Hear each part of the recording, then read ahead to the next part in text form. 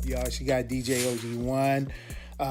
Quick shout out to the TRAILBLAZERS that handled their business tonight against the Phoenix Suns. Just wanted to talk to y'all real quick. Just something that just came to mind. Tonight, at tonight's pregame, showed a lot of love to both local artists here in the Portland area, but also to some of my good brothers and new friends on the other side of the map, the ATL. Shout out King Coffee, Nitty Beats, Top Floor, Coolin', all the crew out there. My man Sherman with Bridge Brand, all you guys out there, and Lucid. Also, all the artists that's outside of the Portland area that's been showing me a lot of love for playing their music. One of the things me and my boy, not my boy, but my brother, I consider my brother, DJ Cliff, we've been talking a lot about just the whole concept of appreciation and showing love to the people. Not because there's an agenda, but just because, it's just setting the standard. That's just what we're supposed to do for people who have, value and substance to what they're doing and out there grinding hard and working hard. But one of the things that concerned me is that, I was thinking, I wonder if cats really understand the significance of me playing their music in the Motor Center. I really wondered. Now, I know some that really do because it shows up in how they show love and in return and how they, it's just how it's expressed in various ways, be it, reposting and giving shout outs, tagging all kinds of crazy people. I've met so many new people behind certain artists that, repost and tag crews and everything, and their whole crew are tagging and all that stuff. And then I got some that don't do it at all. And so I thought it was really important to maybe break down how this really works. I play in front of a crowd of 20,000 plus people throughout the NBA season, 41 plus games. And how it breaks down, really, I have about an hour and a half to 2 hours of mixing, pre-game mixing. This is while the guys are warming up, shooting around, conversating, practicing, and you have everything from game ops to, the actual players, and then doors open and you got fans that are coming in. So I'm playing music. And then you have spotlight. Now the spotlight comes, I have about anywhere from 20 to 30 seconds where I get to spotlight a song when they put me up on the Jumbotron. And I'm usually, playing a song and I'm scratching and then that's it. And then you have timeouts, and then of course you have halftime. For halftime, I usually get to play anywhere from 1 to 3 or 4 songs during halftime. Sometimes it's 1 song, sometimes it's 2 songs, sometimes it's 3 or 4 songs, depending on the game and how it's televised, et cetera, et cetera.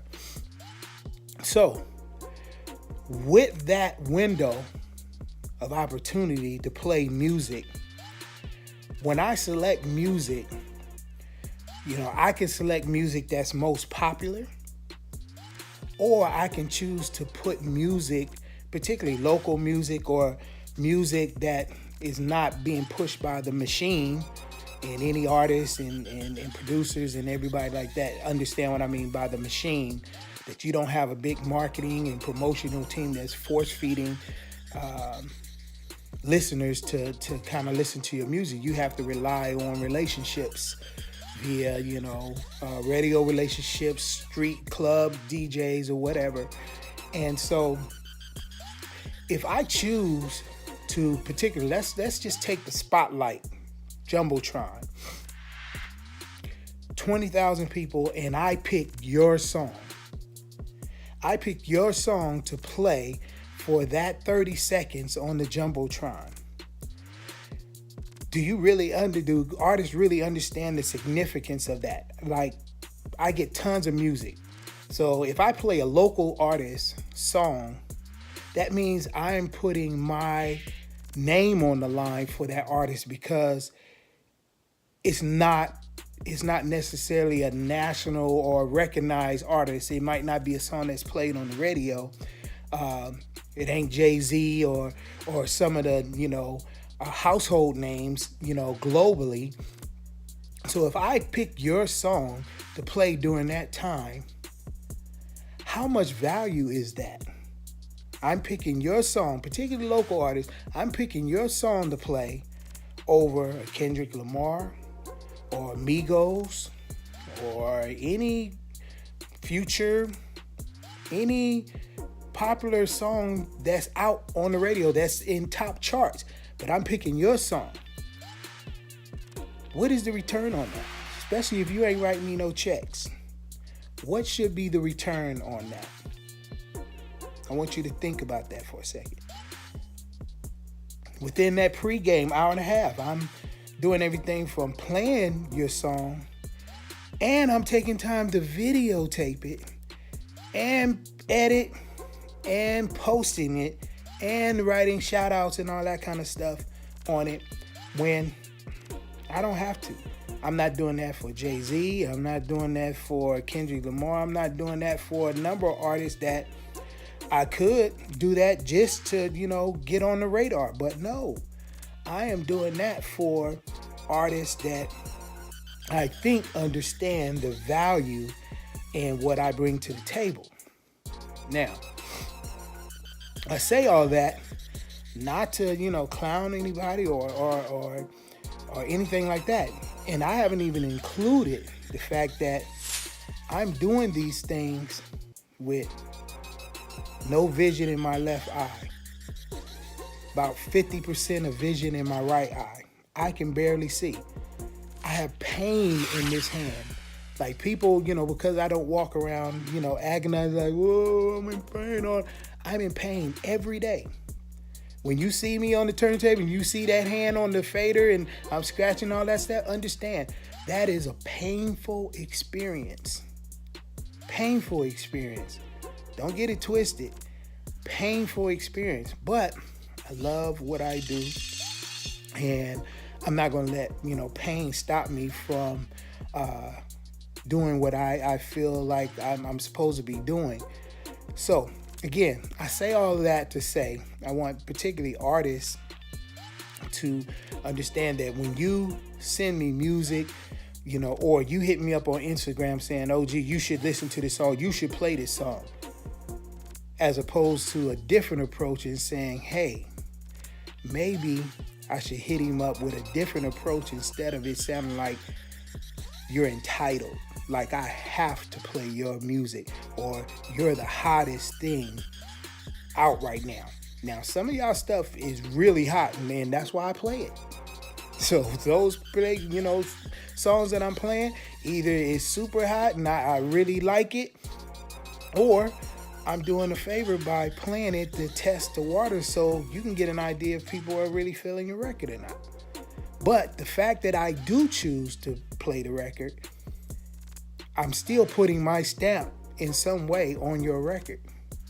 So I'm not the only one in that boat. There's other DJs around the country that are doing the same thing. And I think I'm just speaking for a number of DJs that now, I think a lot of artists, a lot of times, with technology, because you can kind of get in and out of studios and you can post stuff via your iPhones and all that stuff, that somehow artists have gotten in their minds that they don't really need DJs. Now, I agree. You don't really need a DJ, but you need the right DJs to support and have your name coming out of their mouth. So I would suggest that you take the humble approach.